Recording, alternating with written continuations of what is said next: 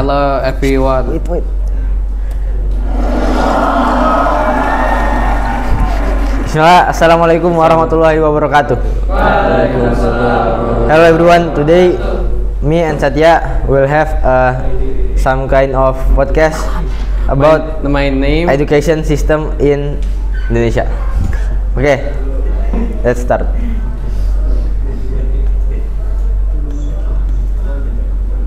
Okay. Tell first. The first is opening. This is the structure of topics. We have opening, we have the preview, we have also the structure and the key points at slide 4. We have also the performance and progress, and finally at slide 6 we have the closing. I think Fadis can lead the first one.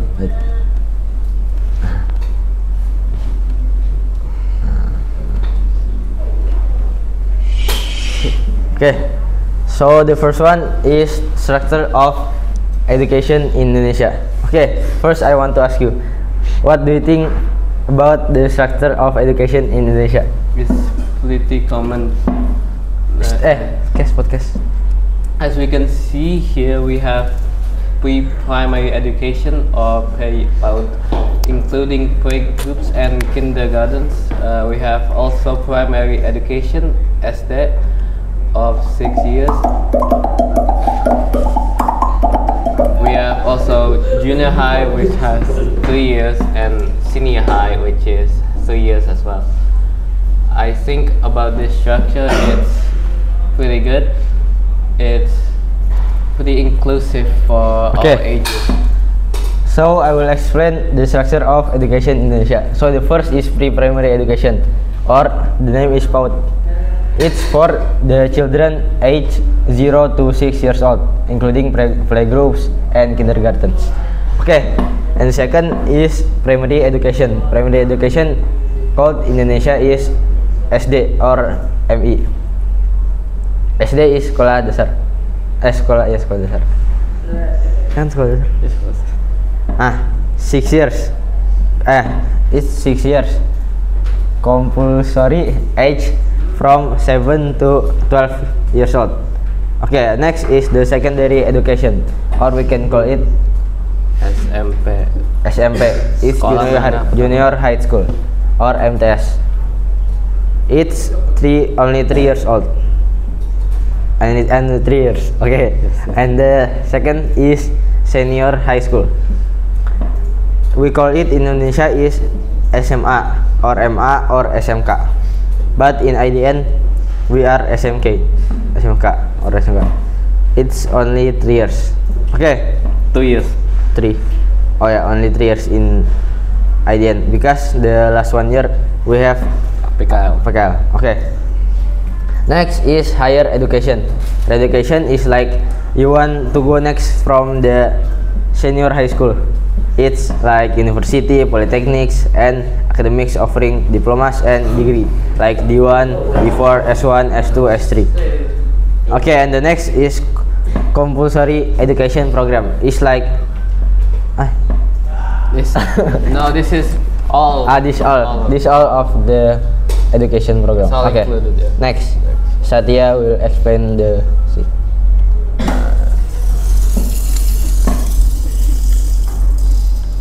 Here is the key challenges in Indonesian education. The first one is inequality between urban and rural schools, lack of access in remote areas, especially eastern Indonesia. Okay, With next areas like Papua and South Dasar. Quality of teachers, some lack proper training or certification, especially on those remote schools, low literacy and numeracy levels in global comparisons. So basically, compared to the rest of the world, Indonesia is a bit lacking in literacy. How many minutes to podcast? The last one is digital divide, limited internet and devices for online learning. This is for some areas, but in Western, especially in big cities like Bandung and Jakarta, this is not a problem. Of course.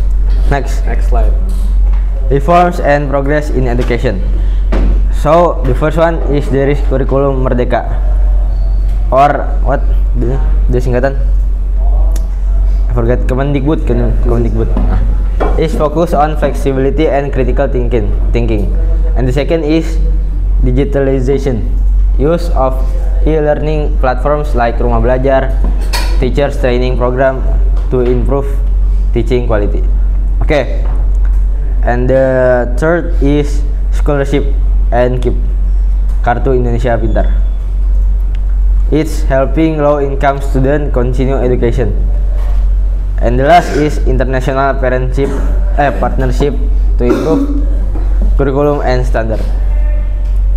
Okay. Yes. Okay.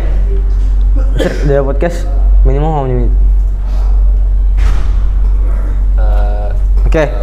Thank you for seeing our presentation. I hope you have a good day. We're sorry if we have some mistakes. Thank you. Do you want to repeat again? No. Wait, I think we will explain full of this because I think the minute is only a little. Okay. We still have time. Yeah, so we still have time. Okay. So this is the structure of education in Indonesia. Satya will explain more about this. So I do know. Okay, so basically this is all of the education levels in Indonesia. Well, I do feel like it's good. I feel like primary education should be a little shorter. 6 years is a lot. I feel like it should be cut down to 5, maybe 5 years, because grade 1, especially grade 1 and 2, absolutely, is mostly repeating everything that's been studied in playgroup. So I feel like I gotta give credit. This is a pretty nice presentation, Paris. This is pretty good presentation. Thank you so much. Okay. I helped with this one. Yeah, that's crazy. I helped with a lot. That's crazy. Okay, I will explain the key challenges in Indonesian education. Inequality between urban and rural schools, lack of access in remote areas, especially in Eastern Indonesia, quality of teachers, some lack proper training or certification. So there is some quality from school, like especially in the Eastern Indonesia. Like some quality teachers are bad, some of quality teachers are good. So we must choose the good teachers, because good teachers help students to become better. Next is low literacy and numeracy levels in global competition. I think that mean is SDM. Yes. Sumber daya manusia. Sumber daya manusia. It's about not only about learning, but about what we eat and where we live in, and we must appreciate to Allah Subhanahu wa Ta'ala to make us living in a good life, and we still can smell and we still can taste with our mouth. Okay. Limited internet and device for online learning. So some people that in lower class have limited internet, so they don't always have internet. Sometimes they are out of package out of quota. They don't have packages. Yes, don't have packages sometimes. They don't have service. Yes, service and device. Sometimes low income people in Indonesia don't have a device, and we must syukur. Okay. Be grateful. Next, Satya. Curriculum Merdeka focuses on flexibility and critical thinking. Digitalization is e-learning platform. This is mostly ongoing progress that we can see right now in Indonesia, which is a lot more like online studies in Indonesia, and I feel like curriculum Merdeka should be more more improved. I feel like other curriculums, especially from other places, are the way better. Like my old school had Cambridge curriculum for English, and I feel like that very helped me with my speaking at my English level. Okay. Thank you for seeing our presentation.